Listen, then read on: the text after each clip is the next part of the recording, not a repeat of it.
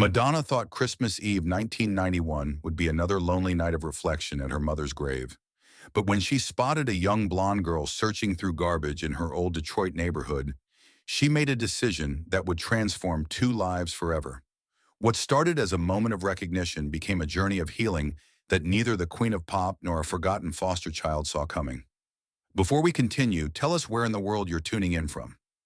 We love seeing how far our stories travel, and this story about the power of maternal instinct crosses all boundaries. The bitter December wind whipped through the streets of Detroit, carrying with it the kind of cold that cuts straight through to your bones. Madonna Louise. Ciccone pulled her black wool coat tighter as she stepped out of her rental car, the familiar ache in her chest returning as she looked up at the modest headstone before her. December 24th, 1991, 6 years since her mother's death, and the pain still felt as fresh as that first Christmas without her. "Hi, Mom," Madonna whispered, kneeling down to brush the snow from Louise Fortin Ciccone's headstone. "I made it home for Christmas, just like I promised." At 26, Madonna was at the height of her fame. The Blonde Ambition tour had just concluded, Vogue was dominating the charts, and MTV couldn't stop playing her videos. She was the most talked about woman in America, the material girl who seemed to have everything. But standing alone in Calvary Cemetery, surrounded by the ghosts of her childhood, she felt like that scared 5-year-old girl who had watched her mother waste away from breast cancer. "The world thinks they know me," Madonna continued, her breath forming clouds in the frigid air. "They think I'm this tough, untouchable woman who doesn't need anyone. But you knew the truth, didn't you? You knew that little girl who just wanted someone to take care of her never really went away." Madonna had planned to spend an hour at the cemetery, then drive to her childhood home on Thor Street, maybe walk past the places that had shaped her before fame changed everything. But as she rose to leave, something caught her eye in the distance. A small figure was moving between the dumpsters behind the row of apartment buildings that bordered the cemetery. At first glance, Madonna thought it might be a stray dog, but as her eyes adjusted to the dim streetlight, her heart nearly stopped. It was a girl, maybe 16 or 17, methodically searching through the garbage with the practiced efficiency of someone who had done this before. Madonna's feet moved before her mind could process what she was seeing. She approached slowly, not wanting to startle the teenager, but as she got closer, her breath caught in her throat. The girl had long blonde hair, tangled and dirty, but unmistakably reminiscent of Madonna's own. She wore a torn purple sweater that had seen better days, and her thin frame suggested she hadn't eaten a proper meal in days. "Excuse me," Madonna called softly. The girl's head snapped up, her wide blue eyes filled with terror and embarrassment. She clutched a half-empty container of what looked like leftover Chinese food against her chest, ready to run. "It's okay," Madonna said, raising her hand slowly. "I'm not going to hurt you." The girl remained frozen, studying Madonna's face with a mixture of confusion and recognition. Even in the dim light, even with her hair covered by a wool hat, Madonna was unmistakable. "You're—" the girl started, then stopped, as if she couldn't believe what she was seeing. "Yeah," Madonna said gently. "I'm Madonna." "What's your name?" The girl hesitated for a long moment before answering. "Sarah. Sarah Mitchell." "Sarah," Madonna repeated, taking a careful step closer. "That's a beautiful name. What are you doing out here alone on Christmas Eve?" Sarah's grip on the food container tightened. I was just looking for—" "Food?" Madonna finished gently. Sarah nodded, tears beginning to form in her eyes despite her obvious attempts to appear strong. No teenager should be searching for food in a dumpster, Madonna thought. Not on Christmas Eve. Not ever. The sight stirred something deep within her, something she hadn't felt since her own childhood nights of wondering if there would be enough food on the table after her mother's medical bills consumed everything. "Where are your parents, Sarah?" Madonna asked. The question seemed to drain whatever strength Sarah had left. "I don't have parents. I don't know where my real parents are. I've been in foster care since I was 8. Madonna felt something twist painfully in her chest. That protective instinct she'd buried under years of building walls around her heart suddenly came roaring back to life. "Where are you staying now?" Sarah looked down at her feet. "I was living with Mrs. Henderson, this old lady who was really nice to me. She wasn't officially a foster parent, but she let me stay with her after I aged out of my last placement. But Sarah's voice cracked, she died 2 weeks ago. Heart attack. The state wants to put me in a group home, but I've been in group homes before. They're not safe for girls like me. Madonna knew what that meant. She'd heard enough horror stories from other artists who had grown up in the system. So you've been living on the streets? I've been staying in the basement of an abandoned building about 6 blocks from here. There's a broken window I can fit through. Sarah wiped her nose with the back of her sleeve. I know this neighborhood because Mrs. Henderson used to bring me here to visit her sister. I thought maybe I could find work or someone who needed help. But it's Christmas Eve and you're 17 and alone and scared, Madonna thought. Just like I was scared when Mom died, except I had Dad and my siblings. You have no one.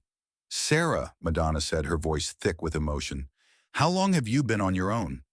2 weeks, Sarah admitted, but I'm okay. I'm strong. I can take care of myself. 2 weeks. A 17-year-old girl had been surviving on her own for 2 weeks in December in Detroit. Madonna's heart shattered completely. You shouldn't have to take care of yourself, Madonna said firmly. Not like this. Sarah looked up at her with a mixture of hope and disbelief. Everyone says that, but then they walk away. Adults always walk away. Madonna saw herself in those words, felt the echo of her own abandoned inner child. How many times had she felt like adults had walked away from her emotional needs after her mother died? How many times had she built walls to protect herself from that same disappointment? I'm not everyone, Madonna said, and I'm not walking away. Something in Madonna's voice, maybe the raw honesty or the way her own pain reflected in her eyes, made Sarah's defensive posture soften slightly. I don't understand, Sarah whispered. Why would someone like you care about someone like me? Madonna knelt down in the snow, bringing herself to Sarah's eye level. Because someone like you raised someone like me. My mother died when I was 5 years old. Cancer. And I know what it feels like to be left behind. To feel like you're not worth staying for. Sarah's eyes widened. She'd never heard Madonna talk about anything personal in interviews. The Material Girl didn't do vulnerability. But more than that, Madonna continued, I see something in you that reminds me of myself at your age. That strength you're trying so hard to show me, that determination to survive, that's not just resilience, Sarah. That's star quality. That's the kind of fire that changes the world. For the first time since Madonna had approached her, Sarah smiled. A real smile that transformed her entire face. You really think so? I know so, Madonna said. But first we need to get you somewhere warm and safe. Are you hungry? Sarah nodded, suddenly looking every bit the scared teenager she was. Come on, Madonna said, standing up and extending her hand. Let's get you fed and figure out what happens next. As Sarah hesitantly took Madonna's hand, the pop star felt something she hadn't experienced since before her mother's death. The fierce protective instinct of someone who has the power to shield another person from the harsh realities of the world. Madonna's hotel suite at the Renaissance Center was a far cry from the abandoned building where Sarah had been sleeping. As the teenager emerged from a hot shower, wearing one of Madonna's oversized sweaters, in a pair of her jeans that had to be rolled up several times, she looked like a completely different person. When was the last time you had a real meal? Madonna asked, gesturing to the room service spread she'd ordered while Sarah was cleaning up. I don't remember, Sarah admitted, eyeing the food as if it might disappear at any moment. Then take your time, Madonna said gently. There's plenty, and we're in no hurry. As Sarah ate, slowly at first and then with increasing confidence that the food was really hers to have, Madonna found herself studying the girl's face. The resemblance was striking.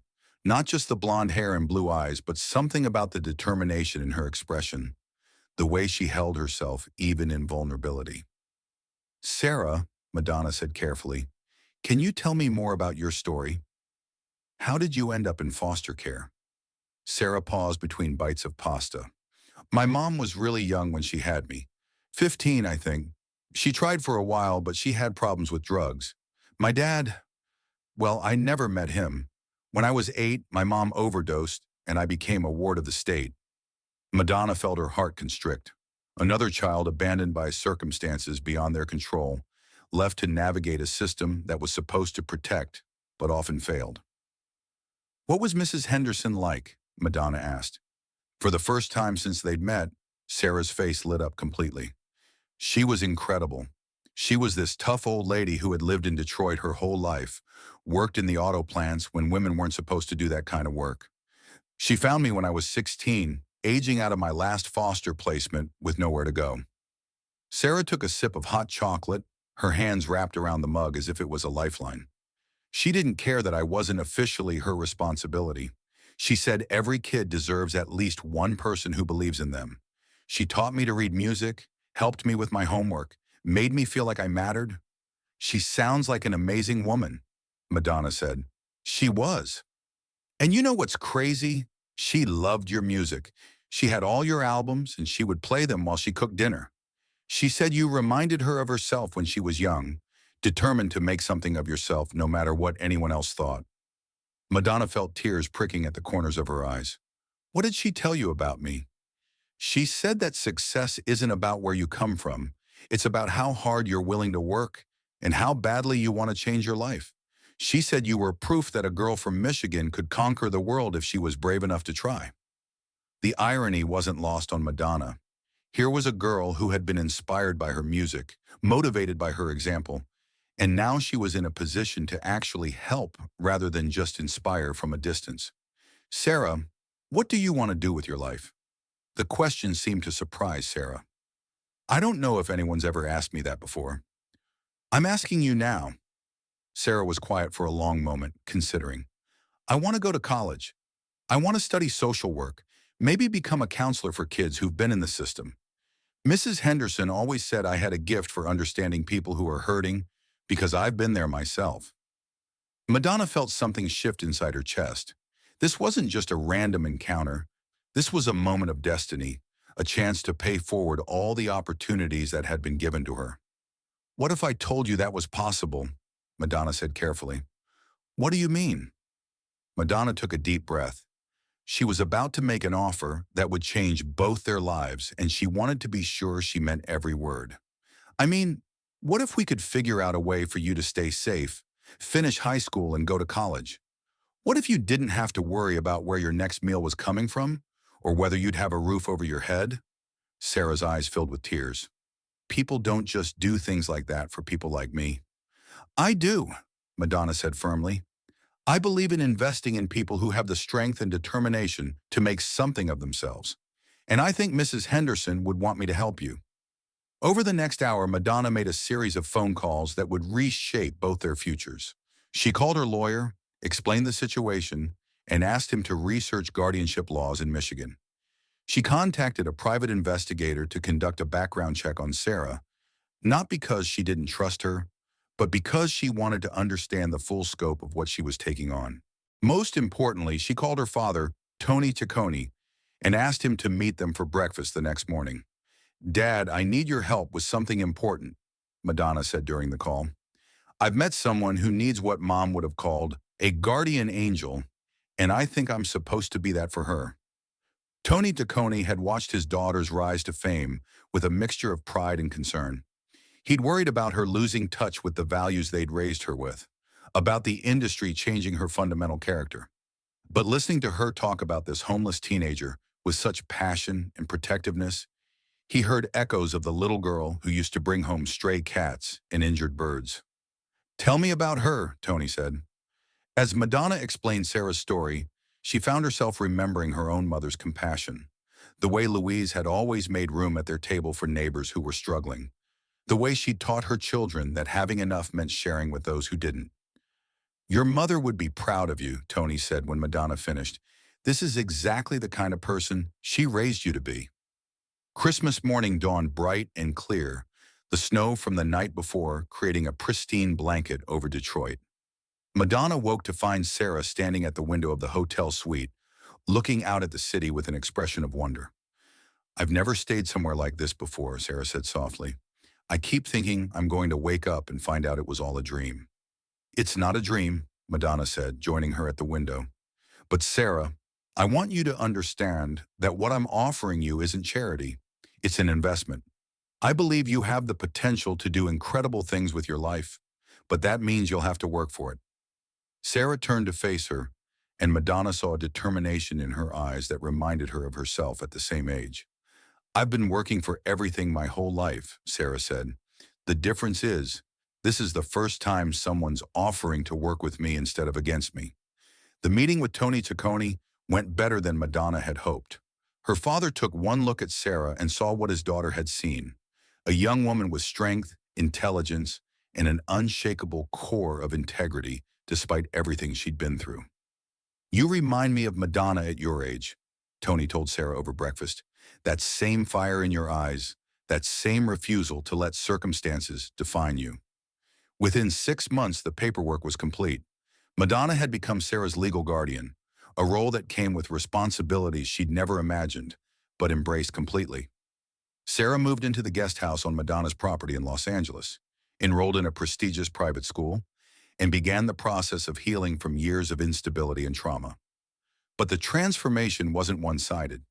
Having Sarah in her life awakened something in Madonna that fame had never touched: a sense of purpose that went beyond entertainment, a maternal instinct that she'd suppressed for years while building her career. "You know what's funny?" Sarah said one evening as they worked together on her college applications.